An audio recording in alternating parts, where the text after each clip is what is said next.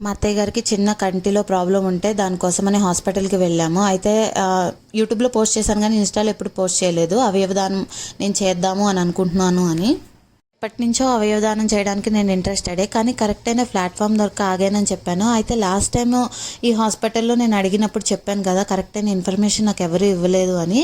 కానీ ఈసారి మనకు తెలిసిన ఆవిడ, నా నుంచి చిన్న హెల్ప్ తీసుకున్న ఆవిడ ఈ హాస్పిటల్లో జాయిన్ అయ్యిందని తెలిసి తనకు కాల్ చేసి కంప్లీట్ ఇన్ఫర్మేషన్ ఇంకొకసారి తీసుకోండి అన్నాను. లాస్ట్ టైం ఎందుకు డ్రాప్ అయ్యాను అంటే, యాక్చువల్లీ మనం నార్మల్గా స్లో డెత్ అంటే నార్మల్ న్యాచురల్ డెత్ అయితే ఆ అవయవాలు ఎవరికి పనికిరావు, ఐస్ ఒకటే పనికొస్తాయని వాళ్ళు చెప్పారు.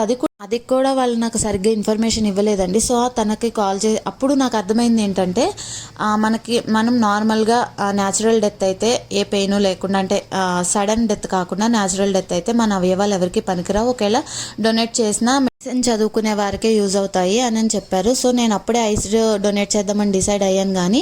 కానీ అన్ని అవయవాలు కూడా మనం డొనేట్ చేయొచ్చు.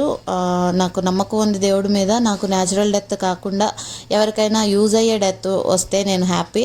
దానికోసం కూడా ప్రేయర్ చేయాలంటే అంత అవసరమా అంటే, ఎప్పుడన్నా చనిపోతాం కదా, అదేదో ఇంకొకరికి యూజ్ అయ్యేలా చనిపోవడం బెస్ట్ కదా అని డిసైడ్ అయ్యాను.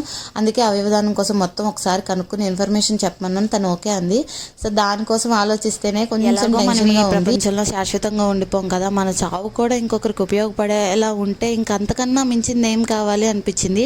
ఈ రోజు నుంచి దేవుడిని, నాకు డెత్ అనేది వస్తే మాత్రం అది న్యాచురల్ డెత్ కాకుండా పెయిన్ఫుల్ డెత్ ఇవ్వండి. ఎందుకంటే నేను అవయవదానం చేసి ఉన్నాను కాబట్టి అవి వేరే వాళ్ళకి యూజ్ అవ్వాలంటే నాకు ఇలాంటి డెత్తే ఉండాలి అని ఈరోజు నుంచి ప్రేయర్ చేయాలి. ఎవరు కోరుకుంటారండి పెయిన్ఫుల్ డెత్ కావాలని? అందుకే కొంచెం టెన్షన్గా ఉంది. కానీ నేను అనుకున్నదే చేస్తాను. చెప్పాను కదా, కొంచెం చావు వచ్చినా అది వేరే వాళ్ళకి ఉపయోగపడే చావే నాకు ఇవ్వండి అని దేవుడిని ఈరోజు నుంచి అడుగుతాను.